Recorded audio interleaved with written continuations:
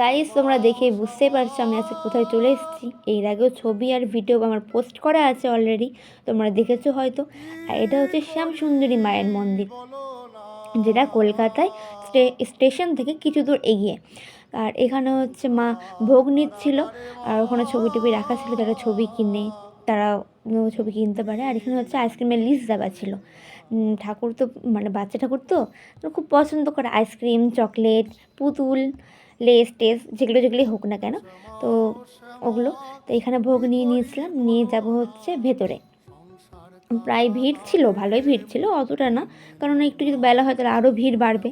তো এখানে আমরা জুতো খুলে নিয়ে মানে ওপরে যাচ্ছি, ভেতরে যাচ্ছি। আর এখানে হচ্ছে মা আর দাদা। আর এখানে দেখতে পাচ্ছ মানে ওড়নাগুলো, মানে লাল ওড়নাগুলো বাঁধা আছে, যেগুলো মানে সবাই মানত করে নিয়ে বাঁধে বা নিজের আশা পূরণ করার জন্য বাঁধে।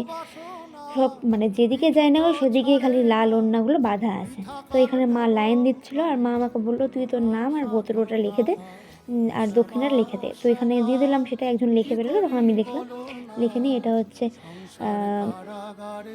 নরসিংহ ঠাকুর, আর ওই দিকটাতে হচ্ছে শিব ঠাকুর, শিবলিঙ্গ। দিয়ে আমরা মানে ঘরের ভেতরে ঢোকার রাস্তাতে আছি। আর এই পাশেও দেখো কত সব ওড়নাগুলো, কত সব যারা যারা মানত করেছে তারা তারা রেখেছে ওড়নাগুলো, মানে যেদিকে যাচ্ছে সেদিকে বোঝা বোঝা করে ওড়নাগুলো বাঁধা আছে, মানে কত না কত মানত করেছে। আর শুনেছি নাকি মানত করলে সেটা পূরণ হয়, কখনো মানে তাকে খালি হাতে পাঠায় না শ্যামসুন্দরী মা। তো আমরা ভিতর দিয়ে ঢুকলাম লাইন দেওয়ার পর, বেশিক্ষণ হয়নি, পুজো তো বেশিক্ষণ লাগে না। গেলাম, যে নিয়ে হচ্ছে এখানে সব ডালা ডালা দিচ্ছিল, যারা প্রসাদ দিচ্ছে, যারা চকলেট এনেছে মায়ের জন্য তারা বিতরণ করছিল। তো এই যে এখানে জানলা দিয়ে কতগুলো মানে ওড়না দেওয়া আছে। আর ওই কাকুটাকে দেখছো যে তার হাতে মালা আছে, জবা ফুলের মালা।